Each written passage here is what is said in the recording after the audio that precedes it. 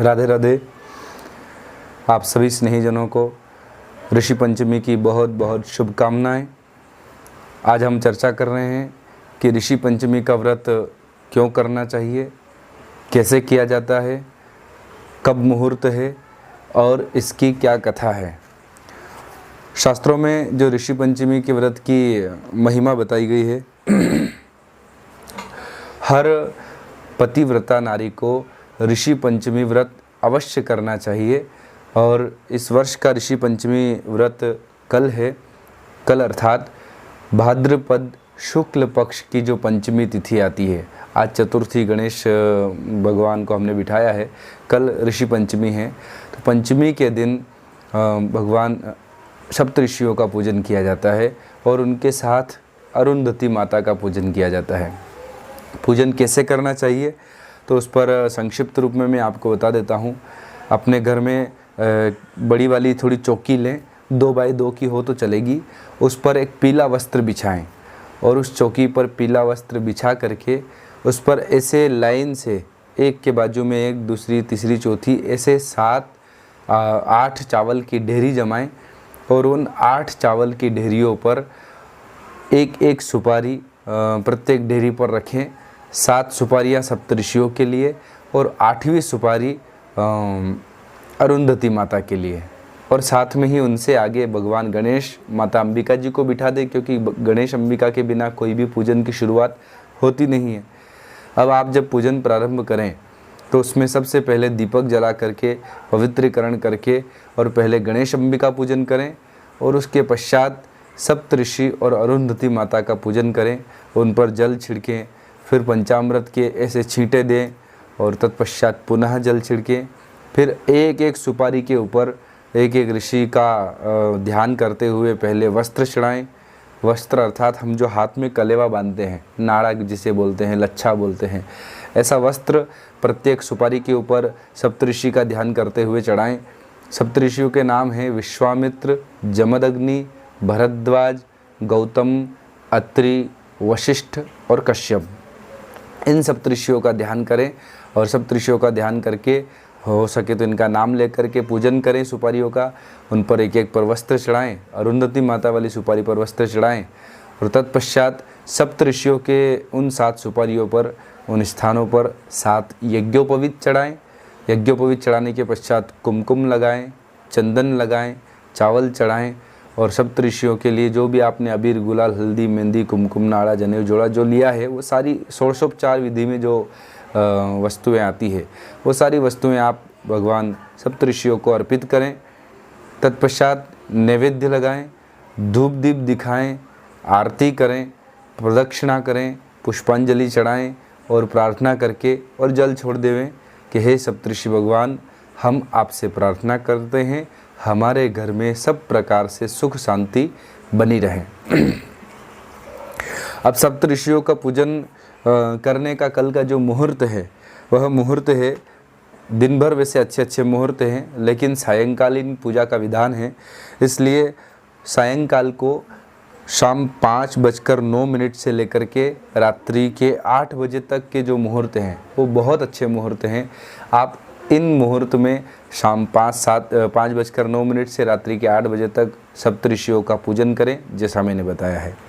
इस दिन सप्तऋषि का पूजन करने वाली बहन जो ऋषि पंचमी का व्रत रह रही है, उस बहन को क्या नहीं खाना चाहिए तो उसके बारे में यहाँ कथा में लिखा है कि सप्तऋषियों का पूजन करने वाली, ऋषि पंचमी का व्रत रहने वाली बहन को, उस पतिव्रता स्त्री को हल से जुता हुआ नहीं खाना चाहिए। पुराने समय में हमारे खेतों में हल से खेती की जाती थी, तो हल से जुता हुआ नहीं खाया जाता। तो फिर खाएं क्या? तो यहाँ विधान है कि आप और कुछ ना खाएं तो उसके स्थान पर मोरधन का कुछ भी प्रसाद बना करके, खिचड़ी बना कर पाएँ, जिसके नाम और भी हैं। समा के चावल भी उसे बोलते हैं, जंगली चावल उसे बोलते हैं, बगर उसे बोलते हैं, मोरधन उसे बोलते हैं। यह आप बुलाएं बाज़ार से और अपने घर पर इसका बढ़िया प्रसाद बना करके पहले सप्तऋषियों को भोग लगाएं और फिर आप स्वयं पा सकती हैं। तत्पश्चात इस दिन ये व्रत क्यों किया जाता है, किसने इस व्रत को किया था, क्या कथा है? तो इसके बारे में एक कथा जो कि प्रचलित है वह इस प्रकार से है कि सतयुग में, जो प्रथम युग कहा जाता है, उस सतयुग में विदर्भ देश में एक सेनजित नाम का राजा था। अच्छा राजा था। और उसी राजा के राज्य में एक किसान अर्थात कृषक था जिसका नाम था सुमित्र। सुमित्र बहुत मेहनती था, दिन रात मेहनत करके खेती करता था। और उसकी पत्नी जो थी जयश्री, वह भी बड़ी पतिव्रता नारी थी। वह भी पति का पूरा साथ देती थी, वह भी खेत में खूब मेहनत करती थी। लेकिन एक बार ऐसी घटना घटी कि सुमित्र की पत्नी जयश्री रजस्वला धर्म में आ गई। माताओं बहनों को जो मासिक धर्म होता है, उस रजस्वला धर्म में जब वह आई तो उन 4 दिनों में उसने, बहुत मेहनत हो रही थी, बहुत खेती का काम था तो ध्यान दिया नहीं और रसोई में प्रवेश कर लिया और रसोई उसके हाथ से ही बनाने लगी। और वही रसोई उसने उसके पति को भी खिलाई। पति को मालूम था कि मेरी पत्नी रजस्वला हो चुकी है, फिर भी उसने पत्नी के हाथ की रसोई पाई। इसके कारण दोष लगा था। तो धीरे धीरे समय बीता, दोनों पति पत्नी की मृत्यु हुई और यही दोनों पति पत्नी अगले जन्म में जयश्री कुतिया बनी और यह जो सुमित्र नाम का किसान था, यह सुमित्र बैल बना। और यह दोनों बैल और कुतिया बनकर के अपने ही पुत्र सुचित्र के घर में, उसी नगर में रहने लगे। योग संयोग की बात। अब सुचित्र का विवाह हुआ, उसकी पत्नी आई चंद्रवती और धीरे धीरे समय बीत रहा था। ये घर पर ये कुतिया बन करके जयश्री रखवाली करती थी और बैल बन करके जो दूसरा जन्म इसे मिला था, यह सुमित्र अपने पुत्र की खेती में काम करता था। एक दिन की बात, श्राद्ध का दिन आया। श्राद्ध पर सुचित्र ने, इसके बेटे ने, ब्राह्मणों को न्योता दिया भोजन करवाने के लिए।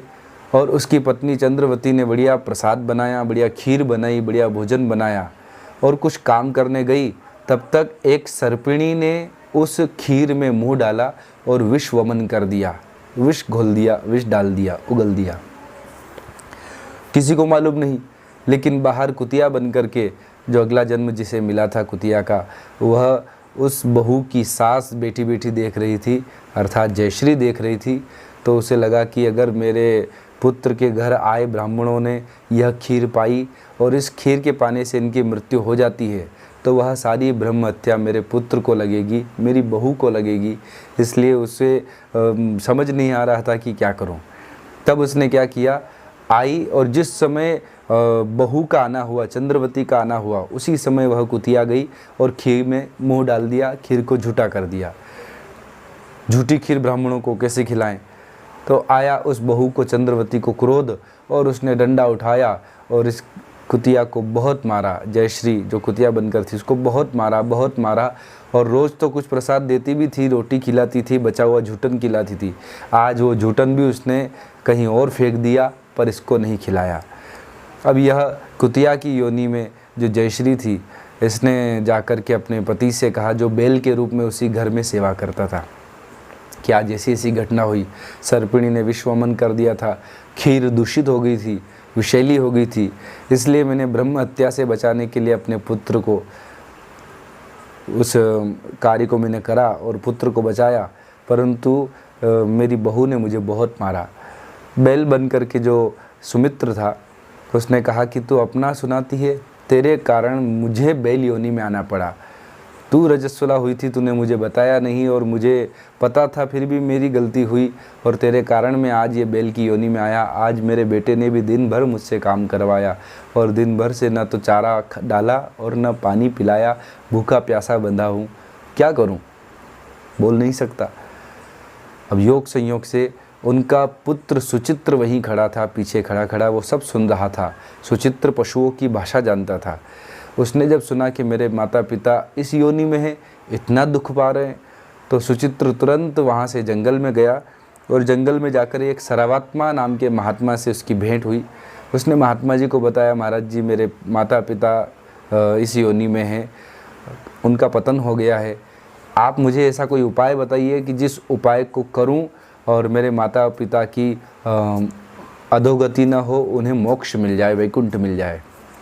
तब महात्मा जी ने कहा, सर्वात्मा जी ने कहा कि बेटा तुम ऋषि पंचमी, जो भाद्रपद की शुक्ल पक्ष की पंचमी आती है उसको ऋषि पंचमी कहते हैं, उसका व्रत दोनों पति पत्नी रहो, सप्तऋषियों का और अरुंधति माता का पूजन करो, और उस पूजन के बाद जो फल आप आखिरी में जब छोड़ा जाता है कि ये सारा जल मैं इसलिए छोड़ रहा हूँ कि मेरा इस पूजन का पुण्य, इस पूजन का फल जो है मेरे माता पिता को लगे, उनकी अधोगति न हो, इस भावना से वह फल अर्पित करना, जल छोड़ना, तुम्हारे माता पिता की मुक्ति हो जाएगी।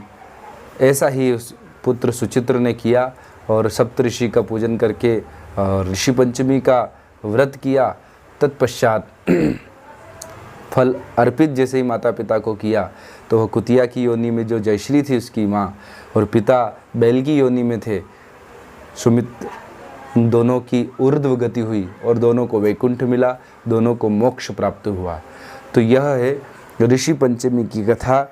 इस कथा को बहनों को अवश्य करना चाहिए, कारण क्योंकि वर्तमान कलयुग में हम सब जानते हैं माताएं बहनें रजस्वला धर्म में होते हुए भी रसोई घर में प्रवेश कर लेती है, बर्तनों को छूती है, घर में घूमती है, उसकी छाया जहाँ पड़ती है वो स्थान दूषित माना जाता है। इसलिए उन सारे दोषों से आपको मुक्ति मिले, इसके लिए सभी माताएं बहनें ऋषि पंचमी का व्रत अवश्य करें। एक समय उस दिन भोजन करना नहीं है, हल से जुता हुआ खाना नहीं है, मोरधन समा के चावल बगर बना करके खाएं और इस प्रकार इस व्रत को करें। आज के लिए इतना ही, आगे मिलेंगे अगले वीडियो में अगली जानकारी के साथ। तब तक के लिए जय सिया राम, राधे राधे।